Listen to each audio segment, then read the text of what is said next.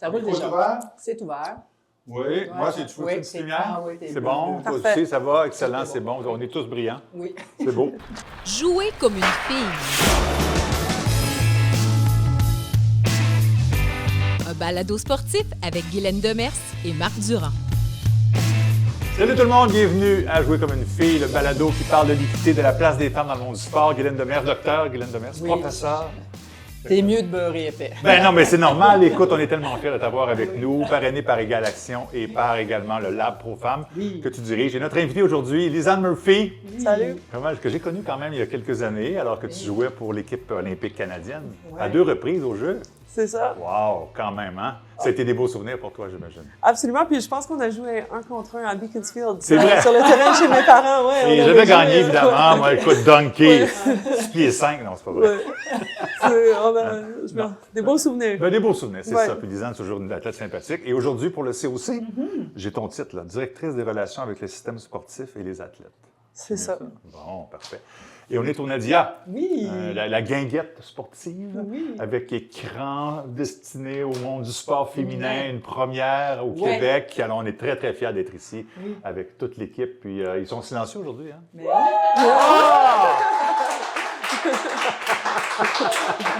Mon Dieu, hein, ils répondent rapidement, c'est le fun. Bon, ben Lisanne, ça va bien? À quelques moments des Jeux là, de Milan, Cortina d'Ampezzo? Ouais, absolument. On sent un peu que les Jeux s'en viennent. Là. La pression augmente, mais on se voit aussi que c'est le moment où les athlètes et les sports sont in the zone. Alors, c'est cet équilibre entre l'augmentation de la pression et l'énergie et comme de transférer dans le focus. Ouais. C'est ça. Lisanne, je vais terminer ma présentation Bien sûr. avant de te lancer sur tes différentes questions, parce que c'est parrainé par 2 organisations. D'abord, Égale Action, hein, le partenaire d'action du milieu sportif engagé pour plus d'équité. Et sa mission, c'est de rendre le système sportif québécois équitable et égalitaire à l'égard des filles et des femmes et de soutenir ces dernières dans le développement de leur plein potentiel. Qui peut être contre ça? Et le Lab Pro Femmes, il s'agit d'un laboratoire de recherche qui se concentre sur les questions professionnelles et féministes liées au leadership féminin, particulièrement dans le sport. Voilà les présentations faites. On remercie les 2 organisations, bien sûr. Oui. Lisanne C'est Murphy, parti. on Oui. est vraiment, vraiment contents. Ben, moi étant une ex-joueuse de basket, c'est sûr que d'avoir Lisanne, tu sais, c'est vraiment un honneur pour moi. Puis c'est comme j'ai touché. Mais non. Non, mais merci beaucoup. Puis en fait, on s'est revus. Écoute, je me rappelle pas si ça fait 2-3 ans là, parce que entre autres, puis quand j'ai proposé ton nom. C'était, entre autres, pour ce que le COC fait pour les femmes dans le domaine du sport. Puis particulièrement, j'avais le goût de t'entendre un petit peu plus sur ce fameux programme de mentorat et dont tu as la charge. Puis je vais voir comment ça se passe, comment ça s'est passé, où c'est rendu, parce que je pense que le COC vous avez tellement un aura qui est très grand. Fait que quand vous faites quelque chose, ça a un impact, en fait. Ça peut inspirer d'autres organisations aussi. Absolument. Et je pense on s'est aussi rencontrés quand tu étais là, tu as reçu Le prix, oui, l'honneur. en 2019 avec le comité, le CIO. Ouais, c'était vraiment un honneur. Tout un honneur pour le Canada aussi d'être en mesure. C'est vrai, on n'en parle pas assez souvent. Ben, Amène ta médaille, là, pour une fois.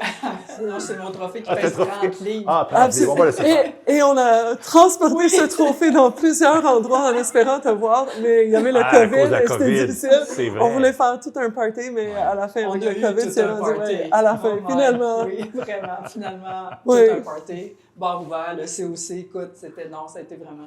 J'ai été très T'as bien privilégiée. mérité. Ah oui, Oui, mais c'est bien. vrai, tu as raison, on s'est vu aussi dans C'est ces ça. belles circonstances-là. Bon, c'est bon. Mais avec le travail qu'on fait au COC Ouais. et surtout le programme des leaders émergentes qui existe au COC, là, ça fait 6 cohortes depuis que ça a commencé. Alors, j'ai commencé au COC en 2018 et j'ai soutenu le programme, mais c'était vraiment l'idée et l'image de Mark McGregor qui était dans mon rôle avant moi. Et le but, c'était, on faisait beaucoup de développement professionnel au niveau les chefs de la direction. Mais on voyait que souvent, avec cet investissement, là, les gens partaient, ou ils partaient de leur organisation pour une organisation plus grande.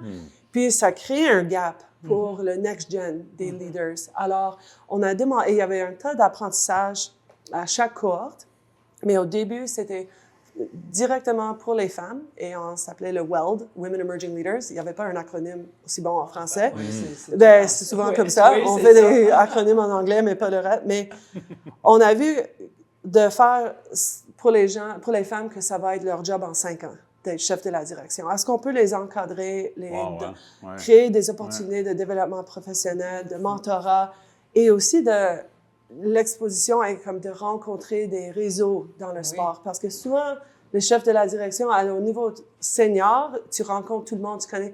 Mais le niveau juste en dessous, t'es pas dans les conférences, t'es pas aux événements. Ouais, c'est un moment de contact important aussi, privilégié, si tu vois la personne en personne, justement. Exactement. Ouais. Et au début, on demandait une nomination de leur fédération pour ces femmes émergentes. Et après, on s'est rendu compte que, avec ça, il faut avoir comme un champion pour toi. Il faut avoir quelqu'un qui vote pour toi. Okay. Est-ce que ça a créé un peu d'inéquité? Alors, on a ouvert 2 pistes pour, vous pouvez s'exprimer, vous pouvez postuler pour le programme et aussi, on peut accepter des nominations pour des gens. Et comme le grand secret du programme, on rejette personne. Tout le monde est accepté. Si on peut grandir, tout le monde est accepté. Normalement, on tourne à environ 25 personnes par cohorte. Et il y a 2 ans, on avait 40 personnes. Alors, on a ouvert puis on a fait 2 cohortes en simultané. Alors, on veut vraiment... On sait que les fédérations, ils n'ont pas les budgets pour investir dans le développement professionnel. Exact. La rétention, de garder votre staff, surtout le staff qui est énergique, veut être en position de leadership, mais peut-être qu'ils ne sont pas là encore. Ça aide à les garder parce que c'est comme un investissement que la fédération font pour eux. Et au fur des cohortes, là, on est maintenant plus inclusif avec tous les gens. Alors, on accepte des gens qui sont des femmes, peu importe si vous êtes BIPOC, si vous êtes des autres catégories. Alors, ça fait qu'on est vraiment ouvert et on accepte tout le monde si vous êtes dans un groupe qui est souvent victimisé par l'inéquité. On a souvent, Guylaine, accusé le CIO de bien des torts. Évidemment, le COC fait partie du CIO et tout ça, mais par contre, au niveau de l'équité, on sent qu'ils sont des leaders. Hein. On a maintenant une présidente, une femme, et au Canada, c'est la même chose, mais c'est pas juste des paroles lancées en l'air. Vous êtes vraiment en avant-scène de l'équité au niveau des femmes et des hommes. Ben, je dis pour le comité olympique, c'est quelque chose dont ils sont vraiment fiers, que je pense 66% de notre staff sont des femmes. Wow. Sur notre conseil d'administration, on a atteint la parité. Dans notre équipe de direction de senior leadership aussi. Mais un autre élément dont nous sommes vraiment fiers, c'est qu'on a aussi 19 Olympiens et Olympiennes qui sont qui travaillent au COC et c'est le plus de tous les pays au monde. Pour vrai, hein? Ouais, on embauche plus d'Olympiennes et Olympiens que le CIO. C'est génial, ça, parce que c'est une après-carrière évidemment extraordinaire pour ces athlètes-là. Pour toi, ça a été le cas? Oui, absolument. Ma transition a été assez rapide. Je faisais des conférences avec le programme Athlète olympique RBC, puis Eric Miles m'a vu et il dit « Toi, tu fais quoi, là? Tu devrais travailler dans le sport. » Puis, comme athlète, t'attends comme le big sign. J'ai dit « Peut-être c'est une piste à suivre. » Puis c'était comme un peu history depuis ça. Ça t'a permis de passer à autre chose. Ouais. Et cette carrière-là que tu vis maintenant. Et tu parlais de 65% de femmes au niveau de... Qui travaillent aussi dans notre staff. C'est quand même plus que la moyenne nationale, hein, quand on parle des autres fédérations sportives. J'ai des chiffres ici, 40% des membres dans les CA, dans notre conseil d'administration, si on veut, des différents sports nationaux. Puis au niveau des entraîneurs, bien, ça, c'est le chiffre que tu sors tout le temps. On est encore dans le monde du 20% et genre. Oui. Bien, avant de parler des coachs, ce que je veux souligner du COC, c'est que, par exemple, on vient de sortir des chiffres pour les fédés provinciales au Québec, pour le staff des fédérations. Oui. Puis on a 55% de femmes, mais sont secrétaires, sont dans la communication et tout.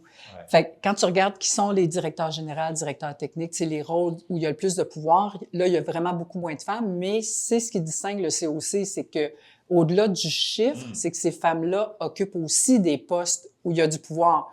Puis c'est ça qui fait une différence. Et c'est là où ta voix a un poids autour de la table versus, puis j'enlève rien au secrétaire, le staff de soutien est ultra important, mais ces personnes-là ont souvent pas vraiment d'impact ou de pouvoir, ce qui n'est pas votre cas, là.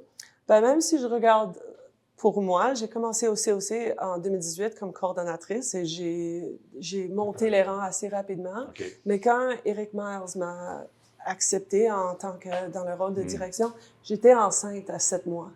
Et quand j'avais postulé pour le job, je disais, death sentence. Ben oui. Je suis enceinte. Oui. Il y a zéro chance que quelqu'un va m'embaucher comme ça. Ben Et oui. je me sens même coupable parce que je développe des programmes qui promouvent l'équité des genres et je me sentais Ça reste comme ça. Et une c'était comme réalité, ouais. tellement la joie d'être enceinte et aussi un deuil, Oui. un pré-deuil, Oui. parce qu'il y avait même rien qui s'est passé. Mais quand elle m'avait offert le job, j'ai dit, et là, elle a dit, va-t'en, toi, t'as le job numéro 1 à faire, va-t'en avec ta famille, on est là, on t'attend à la fin, mais prends le temps. Et pour moi, j'ai dit que, wow, le COC est vraiment un endroit qui est bon pour les femmes. Puis moi, je vois ça comme un geste de rétention aussi, quelque part. Si tu offres ça, si on t'offre ça à ce moment-là, puis on dit, garde, ta job numéro 1 maintenant, c'est d'accoucher, d'avoir un enfant. Toi, tu veux redonner à cette compagnie-là éventuellement. Là. Ben, absolument. C'est Aussi, ça. je suis absolument oui. croyante dans ce qu'on fait, de promouvoir les valeurs olympiques et de soutenir et d'accélérer le changement, surtout dans un état tellement difficile financier au niveau de sport et les investissements sportifs. Alors, je suis vraiment croyante en ce qu'on fait. Je pense que c'est une valeur partagée aussi, que les gens qui travaillent là, tu te sens que tu fais quelque chose d'important. C'est clair. C'est pour ça que Lisanne a maintenant 3 enfants, puis son rêve, c'est d'avoir une équipe de basket. Alors, Ça étant... prend combien, là? Je passe beaucoup de temps dans les arénas de hockey, là. Ok. On n'est pas rendu au basket encore. Oh non, mais zut alors! Mais là, J'ai t'as 2 commencé- filles et un garçon, là. Ouais, c'est Fait que ça. les équipes mixtes, c'est plus rare. Paraît que c'est on moins n'est pas, 5 de chaque. ouais, le 3, on est là pour le 3 contre 3 un jour, mais 3 ça, c'est bon. on a aussi un écart d'âge assez important, là. Mais, en tout cas, le sport est très vivant dans notre maison, surtout à l'hockey, présentement, mais je sais que le basket, ça vient un peu plus tard. Ah oui, OK, c'est Ouais, pas c'est stressant. Voilà, oui. voilà. Non, il n'y a pas de doute, il n'y a pas de Ouais. doute. Oui, vas-y. Non, Es-tu mais c'est correct? ça. Mais Ouais, là, ouais. j'allais faire revenir à ta question sur le coaching. Ça reste... écoute, moi, ça fait presque 30 ans, là, je fais de la recherche, là, puis colique. Vraiment, le nombre de coachs féminins, ça bouge pas. Où il y en a le plus, c'est avec les tout-petits. Puis Oui, quand on évidemment. arrive au niveau olympique, c'est... tu sais, puis là, c'est pas juste le Canada, c'est partout, là. Parce qu'on a sorti les stats pour les Jeux de Paris, puis... Le Canada, on avait 9 d'entraîneurs féminins, malgré le fait qu'on a beaucoup plus d'athlètes féminines, tu sais, Et quand on plus de regarde. succès aussi chez les femmes. Puis est-ce Ouais, que vous avez quelque chose en tête, de faire quelque chose? Puis je sais que vous n'avez pas, c'est pas vous qui engagez les coachs, je le sais, là, c'est les fédés. Mais y a-tu quelque chose qui se passe en ce moment? Surtout le monde de coaching, c'est difficile. C'est peu importe de le genre. Comme avec la situation financière, ça crée des conditions qui sont vraiment difficiles. Aussi. Alors, j'aimerais commencer avec juste de reconnaître ça, parce que je travaille au COC, c'est comme pas la même réalité Non, d'être non. sur le terrain et dans les fédérations. De voyager, puis de faire... Ouais. Et surtout pour les femmes, j'étais coach, j'ai coaché, et c'est exactement ça. Je sais que je pourrais revenir en tant que coach. Comme quand je suis revenue à Montréal, je suis intégrée avec mon ancienne équipe de Dawson, avec mon ancien coach Trevor. OK.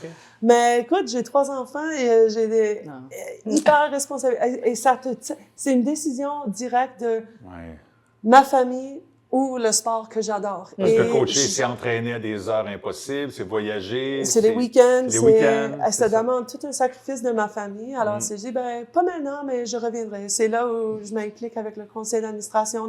J'essaie de faire, mais c'est vrai qu'en tant que coach et parent, et en plus femme, parce qu'on sait que même si on a des papas qui sont incroyables, il y a beaucoup de responsabilités qui tombent sur la maman. Et c'est là. Mais j'ai quelques stats qui sont intéressants, juste pour l'équipe de Milan. Parce que, alors, on a pour la composition de l'équipe, pour les femmes, alors on est peut-être un peu plus que 20 parce que on attend entre 52 et 55 coachs qui vont être au jeu, et dont il y a presque une vingtaine qui sont des femmes. Alors, chef et adjointe? Ben, c'est selon la désignation de coach. Ouais, alors, je ne sais pas, j'ai pas les stats, mais ça fait qu'on attend une équipe et la composition de l'équipe Canada à Milan, ça... Dieu, avec les athlètes, probablement absolument, être on le attend plus même grand un peu. pourcentage de femmes depuis très longtemps. Là. Je me rappelle d'avoir fait un reportage au jeu de Sochi, à la montagne, donc tous les sports sur neige, bobsleigh, évidemment ski de fond, biathlon, ski alpin. 92 entraîneurs, là, tout inclus, là, adjoints, 0 femme. Il n'y avait aucune femme dans les sports de glisse extérieure. Fait comme non. patinage de vitesse, ça allait. Et artistique, évidemment, on en a vu plein, là, avec beaucoup de succès, mais je pense que ça illustrait beaucoup. Boys World. Hein. Ben, je regarde aussi avec le COC. Alors, dans mon équipe, on a plusieurs volets de travail. On a la relation avec nos fédérations. Alors, on a 60 membres. Au COC, on a tout ce qui est le travail avec les athlètes et le bien-être, alors le programme plan de match.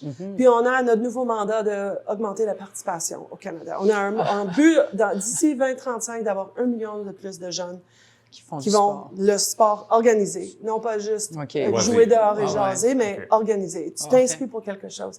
Mais avec notre soutien avec les fédérations, on a un bucket de financement et depuis 2014, après Sochi, parce que la rentrée après Sochi et le vécu des athlètes a été difficile dans plusieurs contextes. Là, c'est là un moment de piste, comme où la piste de tournée pour le COC, d'investir dans l'inclusion, dans l'équité des genres, dans la diversité sexuelle.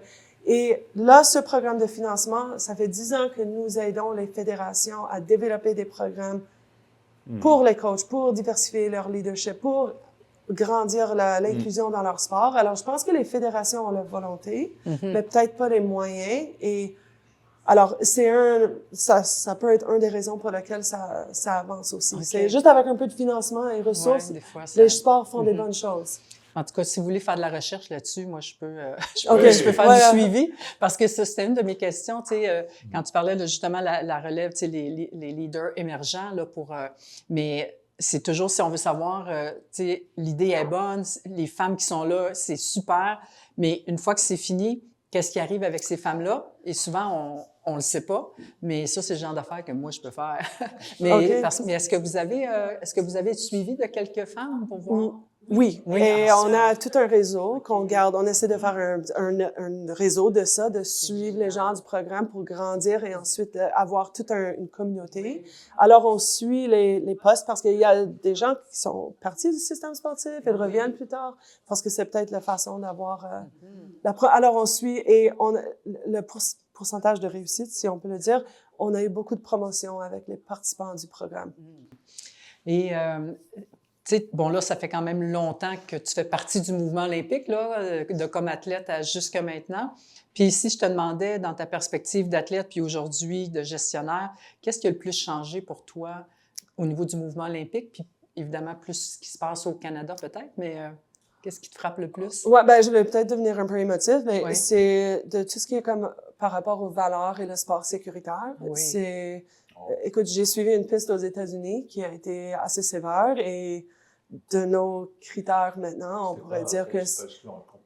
Ben, quand tu étais athlète? Quand j'étais athlète, oui, aux États-Unis. Tu avais un vécu. L'environnement était pas sécuritaire, je dirais. Il y avait de l'abus psychologique et quelque chose qui me rend vraiment fière, c'est d'où on est maintenant par rapport à ça. Ce qu'on a accepté il y a longtemps, des vieux façons de faire, c'est plus comment on devrait le faire. Et ça, je suis vraiment fière. J'ai la confiance de mettre mes enfants dans le sport. J'ai la confiance de travailler sur un CA de basketball Québec pour des choses comme ça parce que on veut que le sport soit positif pour tout le monde, peu importe le niveau que tu atteins. Et je trouve que ça, c'est une vraie différence de mon vécu, qui était énormément positif. Ce que j'ai vécu avec l'équipe nationale, c'est des rêves réalisés. Et ben, c'est pas le cas pour tout le monde. Et je trouve que là où on est maintenant, c'est avec des groupes au Québec comme Sportaid, les vrais efforts pour faire que le sport est positif, parce qu'on sait que absolument c'est positif. Puis effectivement, si je peux faire une parenthèse oui, là-dessus, vas-y. Le basketball a souvent été étiqueté comme un sport où les entraîneurs abusaient de façon verbale. Oui, auprès des officiels, mais aussi auprès des joueurs, on les voit. Puis moi, ça m'a toujours frappé au secondaire de voir des garçons et des filles se faire engueuler devant tout le monde parce qu'il a raté son bloc ou il n'a pas fait la passe au bon endroit. Le basketball avait un enjeu important et peut-être encore un peu aussi. Hein. Absolument. Et j'ai vraiment eu la chance que j'ai eu des coachs incroyables tout au long de ma vie, comme mon David King à l'école secondaire, Trevor Williams à Dawson, Alison McNeil avec l'équipe nationale. Alors, mon vécu difficile a été plutôt aux États-Unis, mais c'est vrai que get on the line, Ben oui. cours jusqu'à Ben fond. Oui, ils sont debout, hein, ils ne sont pas assis à prendre des notes. C'est correct aussi, ils participent au jeu, mais à un moment donné, c'est comme... Wow, là, c'est pas le... Tout le monde au fond.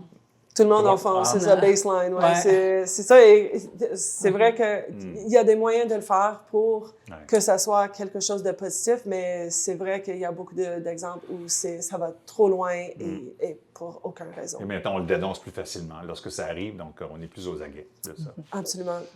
Parenthèse fermée. Vas-y. Puis, quelles sont vos attentes pour Milan? On va en parler un petit peu. Là, ça arrive là, dans quelques jours, semaines. Combien de médailles? Ah non, pas nécessairement les médailles, mais... Là, je suis une mauvaise personne de poser cette question Ben non, parce ben que non. je suis vraiment dans le travail avec le COC. Ben je ne oui. suis pas à nous le podium. Il y a tout un travail sur T'as ça. raison. Je suis Non. vraiment dans Ah ouais. l'augmentation et le soutien du système. Ouais. Ce que j'espère, c'est que chaque athlète, chaque coach, Ouais. ils s'en vont là-bas, ils vivent la rêve olympique, leur vécu va être positif et après ça, le retour à la maison va être doux. Soit s'il continue pour une autre aventure de 4 ans, soit qu'il transition à quelque chose de différent, mais que ça soit positif et que le pays va être fier. Parce que si nous voyons comment ils font avec ce qu'ils ont, Oui, hein? notre investissement, je crois qu'il y a un stat que les autres, pour chaque médaille, nous investissons comme tellement moins que les autres d'autres, pays. c'est ça, Alors, ce effectivement, que nos athlètes canadiens font avec les moyens qu'ils ont, c'est quelque chose dont nous devrions être Mais vraiment prenez le fiers. crédit aussi parce que vous les préparez mieux qu'avant. Je ne sais pas à ton époque comment c'était lorsqu'on partait au jeu. On apprend à connaître les autres sur place, puis maintenant il y a des rencontres avant. Et il y a un plan ensuite après, le plan de match, entre autres, où on va préparer l'après-carrière. Ça a changé depuis le temps où tu as été athlète, j'imagine. Oui, absolument. Comme à Londres, on s'est qualifié 1 mois avant les Jeux. Alors, on ne voulait pas jinxer puis parler des Jeux avant ça parce que ça pouvait faire qu'on n'allait pas qualifier. Ouais, c'est vrai. Alors, on n'avait pas beaucoup de préparation. On Ouais. était juste contents d'être là. Mais Ouais. c'est vrai, à Rio, on avait 1 an. Mm. Et c'est là où on doit trouver l'équilibre pour les fédérations, devoir soutenir de l'information, Que tu aies les besoin. aider à préparer. Mais c'est pas tout le monde qui a besoin de ça. Non. Moi, j'étais un athlète je voulais avoir tous les faits, puis ça me donnait la confiance dans le plan. Les autres disaient, hey, dis-moi où il faut y aller, mon vol il est à quelle heure, je vais faire mon job. Et c'est à nous d'être là en soutien, de partager quand il faut, mais aussi d'avoir confiance dans les sports, de dire non, notre équipe, ils ont besoin de ça. Et nous, on doit être à l'écoute parce qu'on n'est pas sur le terrain, on n'est pas avec eux. Et là, on a le programme de plan de match. L'après. Ça, on veut être un programme qui est là tout au long. C'est ça. Alors, ça, c'est un peu OK. l'image du programme, que c'est un programme pour la retraite et l'après-carrière. Mais non, en fait, on essaie de vraiment rechanger l'image du programme, d'être là. Parce OK. que si un athlète commence à faire un petit peu de développement professionnel tout au long, ça fait que tu es prêt après. Tu prends des décisions et si tu restes dans le sport, c'est vraiment par plaisir, non pas par... Tu sais pas quoi faire. Alors, c'est un programme de soutien tout au long de ta vie en tant qu'athlète. Puis, je sais pas comment, toi, ta transition s'est passée de quand tu finis athlète. Oui, tu es allé au COC, mais c'est un gros deuil à faire quand tu sais, notre identité, c'est beaucoup, je suis une athlète olympique. Puis, du jour au lendemain, je suis quoi? Et toi, comment tu as vécu ça? Oui, bien aussi avant Rio. Alors, j'avais tout un vécu carrière professionnelle en jouant en France. Alors, ça, c'était vraiment le fun. Et 1 an avant les Jeux, j'ai eu une blessure grave de genou, puis on m'a comme failli couper de l'équipe, mais je l'ai pas laissé faire. Mais aussi, ma meilleure amie est décédée. J'ai livré son funérail, le speech à son funérail. Le témoignage. Oui, le témoignage. Et ensuite, je suis embarquée dans l'avion pour aller à Rio. Alors, tout ça, ça fait Hey, qu'est-ce que je fais là? Comme ça m'a permis de s'épanouir dans le sport et de profiter et de dire, le sport n'est pas tout ce que je fais. Et c'est là, avec le temps, j'avais mon père a des problèmes de santé depuis longtemps. Je me suis tout d'un coup sentie très loin. Mais avant, je pense, en Europe, c'était mon thing, ça allait bien.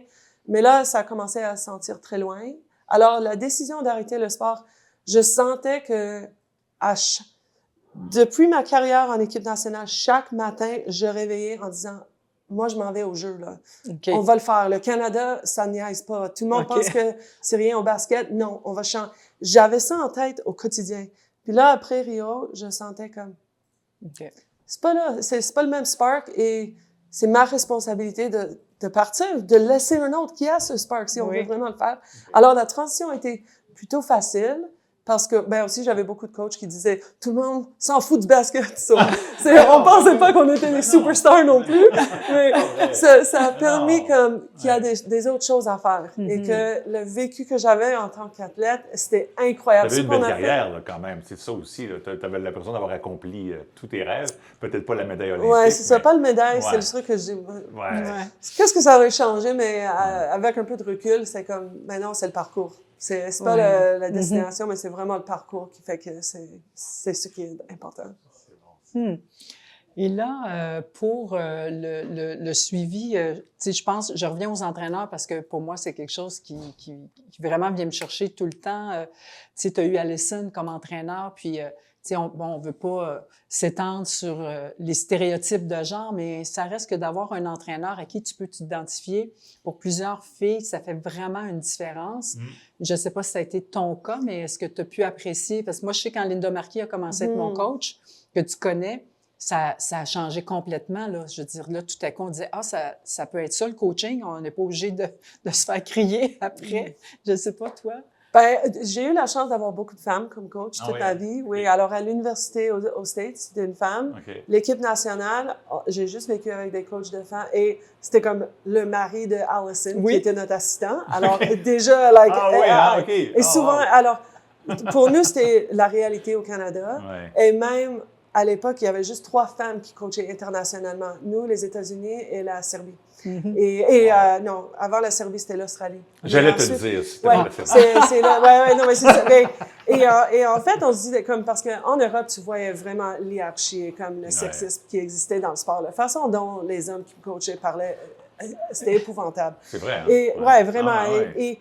Mais avec l'équipe nationale, ça m'a vraiment montré c'est quoi le sport, c'est quoi. Alors, ça, c'était le vécu. Je trouve que Canada Basketball, ils font tout un job parce que les assistants qui sont là, c'est des femmes. Et c'est très rare qu'il y ait un homme qui coach aux côtés des femmes. Et c'est peut-être comme l'équité des genres de l'autre sens, mais on sait que les hommes ont plus d'opportunités. Alors, C'est ça. Ouais. ben, c'est une vraie fierté de l'équipe, surtout du basket. Je ne sais pas si c'était le cas partout, mais en basket 3 contre 3, mon souvenir, c'était une femme qui était là aussi. chez les Kim femmes. Gaucher, alors c'était Oui, une oui, joueuse, c'est exactement. ça, Oui, ancienne oui. à la transitionnée Ben de oui. l'autre côté. Puis maintenant, il y a Michel Plouffe Oui, qui ben là, transitionne dans ce rôle après avoir joué. connaissent ça un peu, les filles, je pense. Ouais. Non, c'est ça. Mais tu es un des journalistes qui s'intéresse au sport féminin. Ben, je suis content de voir ça Ben quand oui, ça arrive. ça fait Au longtemps, Volleyball toi, Canada, c'est même pas, chose chez t'as- les femmes, ça fait longtemps. Tu n'as pas attendu qu'il y ait la victoire puis les roses. Ça fait longtemps, Ben longtemps. là, là. j'ai pas de mérite, là, franchement. Puis, de toute façon, les succès canadiens, on le sait, que ce soit au Commonwealth, au Paname, aux Olympiques, c'est les femmes d'abord.